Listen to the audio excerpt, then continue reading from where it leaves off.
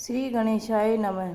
सदाचार, सोचाचार, स्नान, भस्म धारण, संध्या वंदन, प्रणव जप, गायत्री जप, दान, न्यायतय, धनोपार्जन तथा अग्निहोत्र आदि की विधि एवं महिमा का वर्णन। ऋषियों ने कहा, सूत जी, आप शीघ्र ही हमें वह सदाचार सुनाइए जिससे विद्वान पुरुष पुण्य लोकों पर विजय पाता है। स्वर्ग प्रदान करने वाले धर्म में आचार तथा नरक का कष्ट देने वाले अधर्म में आचारों का विवरण कीजिए। सूत जी बोले, सदाचार पालन करने वाला विद्वान ब्राह्मण वास्तव में ब्राह्मण का नाम धारण करने के अधिकारी है। वह केवल वेदोक्त आचार का पालन करने वाला वेद का अभ्यासी है। उस ब्राह्मण की प्रिय संज्ञा होती है सदाचार, वेदाचार और तथा विद्या। इनमें एक एक गुण ही युक्त होने उसे द्विज कहते हैं, जिसमें स्वल्प मात्रा में ही आचार का पालन देखा जाता है, जिसे वेदाध्ययन भी बहुत कम किया है। जो राजा का सेवक है क्षत्रिय ब्राह्मण कहते हैं। जो ब्राह्मण कृषि और तथा वाणिज्य कर्म करने वाला है, कुछ ब्रह्मोचित आचार का पालन करता है, वह वैश्य ब्राह्मण है। जो स्वयं ही खेत जोतता है तो उसे शूद्र ब्राह्मण कहा गया है। दूसरों के दोष देखने वाला और परद्रोही है, उसे चांडाल द्विज कहते हैं। इसी तरह क्षत्रियों में जो भी पृथ्वी का पालन करता है वह राजा है। दूसरे लोग राजत्वहीन क्षत्रिय माने गए हैं। वैश्य में भी जो धान्य आदि वस्तु का क्रय विक्रय करता है वैश्य कहलाता है।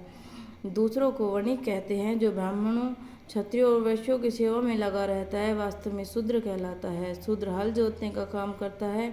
वर्षल समझना चाहिए। सेवा शिल्प कर्षण से भिन्न वृत्ति का आश्रय लेने वाले शूद्रदस्यु कहलाते हैं। इन सभी वर्णों के मनुष्यों को चाहिए कि वे ब्राह्मण मुहूर्त में उठकर पूर्वमुख और सबसे पहले देवताओं का धर्म का उसकी प्राप्ति के लिए उठाने जाने वाले क्लेशों का तथा आय और व्यय भी चिंतन करें।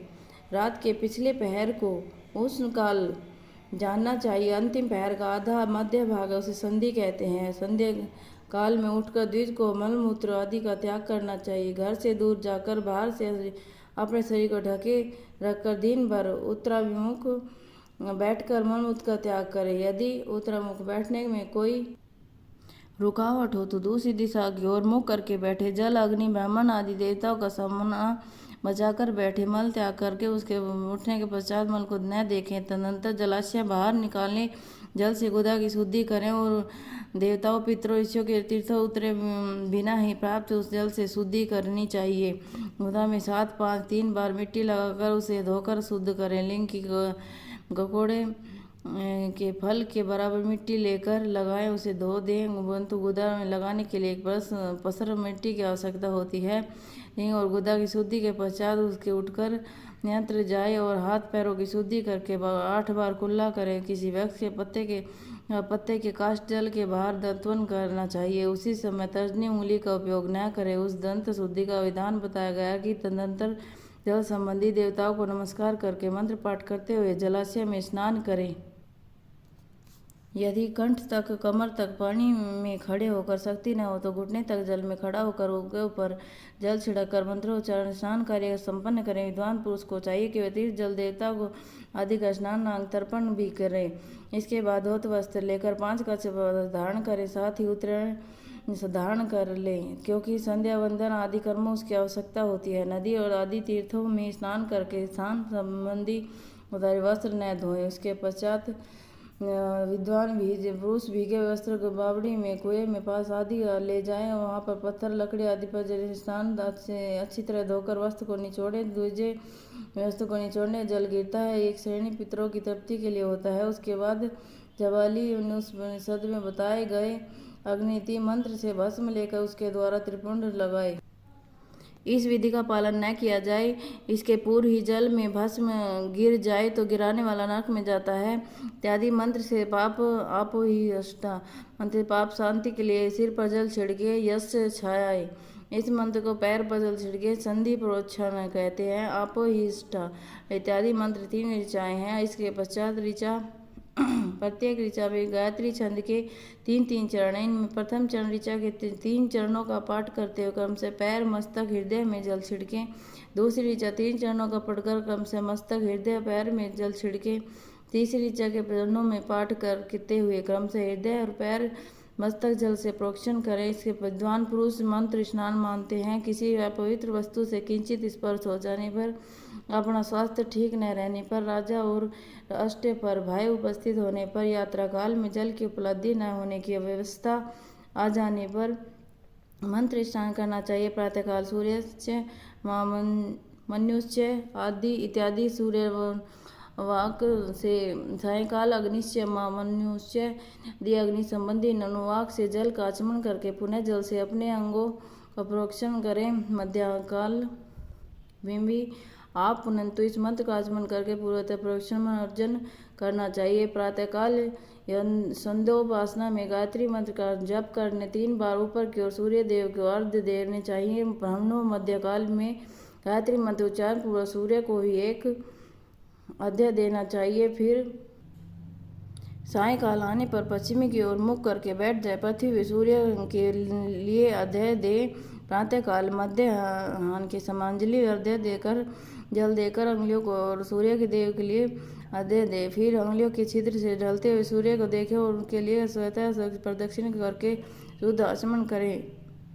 सायंकाल में सूर्यास्त से 2 घड़ी पहले ही संध्या निष्फल होती है, और क्योंकि वह संध्या समय नहीं है, ठीक समय पर ही संध्या करनी चाहिए, ऐसी शास्त्र की आज्ञा है। यदि संध्योपासना किए बिना दिन बीत जाए तो प्रत्येक समय के लिए क्रम से प्रायश्चित करना चाहिए। यदि एक दिन बीते तो प्रत्येक दिन बीते हुए संध्या काल के लिए नित्य नियम के अतिरिक्त सो गायत्री मंत्र का अधिक जप करें। वह यदि नित्य क्रम लुप्त हुए 10 दिन से अधिक बीत जाएं तो उसके प्रायश्चित रूप में 1,00,000 गायत्री मंत्र का जाप करें। यदि 1 मास तक नित्यक्रम छूट जाए तो पुनः अपना उपनयन संस्कार कराएं। अर्थ सिद्धि के लिए ईशा, गौरी, कार्तिकेय, विष्णु, भगवान ब्रह्मा, चंद्र, यम का ऐसा अन्य देवताओं की शुद्ध जल तर्पण करें। फिर तर्पण को ब्राह्मण तर्पण करके शुद्ध आचमन करें। तीर्थ के दक्षिण प्रस्थ मठ में, मंत्रालय में, देवालय में, घर में अथवा अन्य किसी नियत स्थान पर आसन पर स्थिर पूर्वक बैठकर विद्वान पुरुष अपनी बुद्धि को स्थिर करे और संपूर्ण देवताओं को नमस्कार करके पहले प्रणव का जाप करने के पश्चात गायत्री मंत्र की आवृत्ति करे। प्रणव के अ, उ और मैं इन तीनों अक्षरों के जीव ब्रह्मा के एकांत एकता की प्रतिपादन होता है। इस बात को जानकर प्रणवों का जप करना चाहिए। जप काल यह भावना करनी चाहिए कि तीनों लोकों की सृष्टि करने वाला ब्रह्मा, पालन करने वाला विष्णु, संहार करने वाला रुद्र, जो सोम प्रकाश से चिन्मय है, उपासना करते ब्रह्म रूप ओंकार हमारी कर्मेंद्रियों में और ज्ञानेंद्रियों वृत्तियों को, मन की वृत्तियों को और बुद्धि वृत्तियों को सदा भोग और मोक्ष प्रदान करने वाला धर्म और ज्ञान की प्रेरित करे। प्रणव के इस अर्थ का बुद्धिमान द्वारा चिंतन करता हुआ जो इसका जप करता है नीचे ही ब्रह्मा को प्राप्त कर लेता है। अर्थानुसार संधान के बिना प्रणव का नित्य का जप करना चाहिए। इसके ब्रह्मत्व पूर्ति होती है। ब्रह्मत्व की पूर्ति के लिए श्रेष्ठ ब्राह्मण को प्रतिदिन प्रातःकाल 1 सहस्त्र गायत्री मंत्र जप करना चाहिए। मध्यकाल में 100 बार और सायंकाल में 28 बार जप की विधि है। अन्य वर्ण के लोगों को अर्थात क्षत्रिय वैश्य को तीनों संध्याओं के समय यथासाध्य गायत्री जप करना चाहिए। शरीर के भीतर मूलाधार, स्वादिष्ठान, मणिपुर, अनाहत, आज्ञा, सहस्त्र ये 6 चक्र हैं। इन मूलाधार से लेकर सहस्त्र तक 6 स्थानों में क्रम से विदेश्वर ब्रह्म, विष्णु, ईश, जीवात्मा, परमेश्वर स्थित है। इन सब में ब्रह्म बुद्ध करके इनकी एकता का निश्चय करें और ब्रह्मा मैं हूँ ऐसी भावना पूर्वक प्रत्येक श्वास के साथ 16 का जप करें और उन्हीं विदेशर आदि के ब्राह्मण रंध्र आदि में इस शरीर के बाहर भी भावना है करें। प्रकृति के विकार भूत महत्व से लेकर पंचभूत पर्यटन तत्वों से बना हुआ जो शरीर है, ऐसे शास्त्रों शरीर का एक जाजपा गायत्री के जप से एक ही क्रम से अतिक्रमण करके जीव की धीरे धीरे परमात्मा से युक्त करे। जप का तत्व बताया गया है जो अथवा 28 मंत्रों से जप उतने ही शरीर का अतिक्रमण होता है। इस प्रकार के मंत्र का जप है जो इसी से आदि क्रम से वास्तविक जप को जानना चाहिए। सहस्र बार किया हुआ जब ब्रह्म लोक प्रदान करने वाला होता है ऐसा जानना चाहिए। 100 बार किया हुआ जब इंद्र पद की प्राप्ति कराने वाला है। ब्रह्मत्र पुरुष आत्मरक्षा के लिए स्वल्प मात्रा में जप करता है। वह ब्राह्मण कुल में जन्म लेता है। प्रतिदिन सूर्य प्रस्थान करके उपयुक्त रूप जप का अनुष्ठान करके 12 लाख गायत्री का जप करने वाला पुरुष रूप से ब्राह्मण कहा गया है।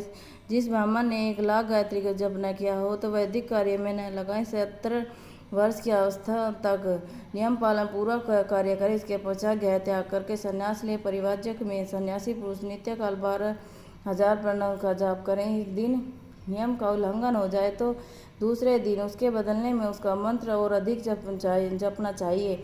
सदा इस प्रकार जप चलाने वाला प्रयत्न करना चाहिए कि यदि क्रम से 1 मास आदि का उल्लंघन हो गया तो 1.5 लाख जप करके उसका प्रायश्चित करना चाहिए। इसके अधिक समय तक नियम का उल्लंघन हो जाए तो पुनः नए सिरे से गुरु का नियम ग्रहण करें। ऐसे करने से दोष की शांति होती है, अन्यथा रौरव नरक में जाता है। सकाम भावना से युक्त गृहस्थ ब्राह्मण उसकी को धर्म अर्थ के लिए रतन करना चाहिए। मुमुक्षु ब्राह्मण को सदा ज्ञान का ही अभ्यास करना चाहिए। धर्म से अर्थ की प्राप्ति होती है, धर्म अर्थ से भोग सुलभ होता है, भोग से वैराग्य की संभावना होती है। धर्म पूर्वक उपार्जित धन से भोग प्राप्त होता है, उससे एक दिन का अवश्य वैराग्य उदय होता है। धर्म की विपरीत अधर्म से उपार्जित अन्य धन के द्वारा भोग प्राप्त होते हैं, भोगों की आसक्ति उत्पन्न होती है। मनुष्य धर्म से धन पाता है, तपस्या दिव्य रूप की प्राप्ति होती है। कामनाओं का त्याग करने वाला पुरुष अंतःकरण की शुद्धि होती है, उसकी शुद्धि से ज्ञान का उदय होता है, इसमें संशय नहीं है। सतयुग आदि में तप को प्रशस्त कहा गया है, किंतु कलयुग में द्रव्य साध्य धर्म अच्छा माना गया है। सतयुग ध्यान से, त्रेता में तपस्या और द्वापर में यज्ञ करने की ज्ञान की सिद्धि होती है, परंतु कलयुग में प्रतिमा की पूजा की ज्ञान लाभ होता है। धर्म हिंसा के रूप में है और धर्म सुख रूप है। धर्म से मनुष्य दुख पाता है, धर्म से सुख और बुद्धि का भागी होता है। दुराचार से दुख प्राप्त होता है, सदाचार से सुख अतः भोग की मोक्ष की सिद्धि के लिए धर्म का उपार्जन करना चाहिए। जिसके घर में कम से कम 4 मनुष्य हैं, ऐसे कुटुंबी ब्राह्मण को 100 वर्ष के लिए जीविका देता है, इसलिए दान ब्रह्मलोक की प्राप्ति कराने वाला होता है। एक सहस्त्र चंद्रायण व्रत के अनुष्ठान ब्रह्मलोक को माना गया है। जो क्षत्रिय एक सहस्त्र कुटुंब को जीविका अवसर देता है, उसका कर्म इंद्रलोक की प्राप्ति करने वाला होता है। 10,000 कुटुंब को दिया हुआ आश्रय दान ब्राह्मण लोक प्रदान करता है। दाता पुरुष देवताओं के लिए सामने रखकर दान करता है। अन्य दान के द्वारा जिस देवता को प्रसन्न करना चाहता है उसी को लोक उसे प्राप्त होता है। बात वेदवेता पुरुष अच्छी तरह जानते हैं। धनहीन पुरुष सदा तपस्या को उपार्जन करे, क्योंकि तपस्या तीर्थ सेवन अच्छे सुख पाकर मनुष्य उसको भोग करता है।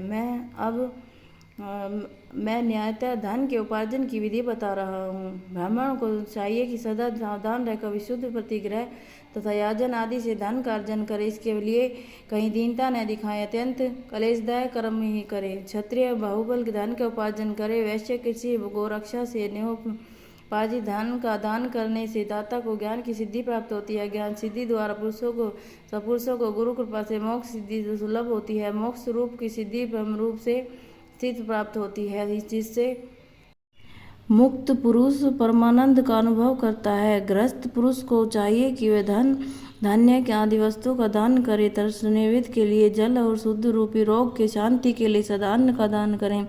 खेत धान्य कच्चा दान अन्न भक्ष्य भोज्य ले 4 प्रकार के सिद्ध अन्न दान करने चाहिए, जिसके अन्न को खाकर मनुष्य जब तक कथा श्रवण आदि सद्धर्म का पालन करता है उतने समय तक उसके लिए पुण्य का फल संचय आधा भाग दाता को मिल जाता है, इसमें संशय नहीं है। दान देने वाले पुरुष दान में प्राप्त वस्तु दान और तपस्या करके अन्य प्रतिग्रह जनित पाप की शुद्धि कर ले, अन्यथा यह रौरव नरक में गिरना पड़ता है। धन के 3 भाग होते हैं, एक भाग धर्म के लिए, दूसरा भाग वृद्धि के लिए, तीसरा भाग उपयोग के लिए।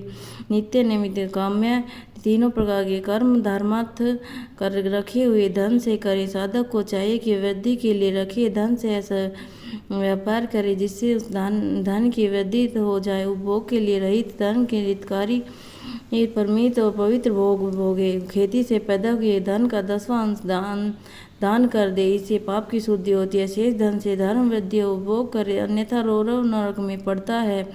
उसकी बुद्धि पापपूर्ण हो जाती है, खेती भी चौपट हो जाती है। वृद्धि के लिए किए हुए व्यापार में प्राप्त धन का 6वां भाग दान कर देना चाहिए। बुद्धिमान पुरुष अवश्य उसका दान करे। विद्वान जो चाहिए दूसरे दोषों का बखान न करे। ब्राह्मणों दोष वश दूसरों के सुने देखे हुए छिद्रों को भी प्रकट न करे। विद्वान पुरुष ऐसी बात न कहे जो समस्त प्राणियों के हृदय में रोष पैदा करने वाली। ऐश्वर्य की सिद्धि के लिए दोनों संध्याओं के समय अग्निहोत्र करे। ये दोनों अवश्य अग्निहोत्र असमर्थ हों। वह एक ही समय सूर्य अग्नि को विधि पूर्वक दी हुई आहुति से संतुष्ट करे। चावल धान्य घी फल कंद आदि अवश्य के लिंग के द्वारा विधि पूर्वक थाली पाक बनाए और यथोचित रीति से सूर्य अग्नि को अर्पित करे। यदि विषय का अभाव और प्रदान होम मात्र करे, सुरक्षित रहने वाली अग्नि को विद्वान पुरुष अजशस्त्र की संज्ञा देते हुए संध्या काल जप मात्र सूर्य की वंदना मात्र कर ले। आत्मज्ञान की इच्छा वाले धनार्थी पुरुषों को भी इस प्रकार की विधिवत उपासना करनी चाहिए जो सदा ब्रह्म यज्ञ के तत्पर रहे होते हैं। देवताओं की पूजा करने लगे रहते हैं। नित्य पूजा, अग्नि पूजा, गुरु पूजा और निरुक्त होते हैं। ब्राह्मणों को तृप्त किया करते हैं। वे सब लोग स्वर्ग लोक के भागी होते हैं। बोल श्री शंकर भगवान की जय। 13वां अध्याय समाप्त।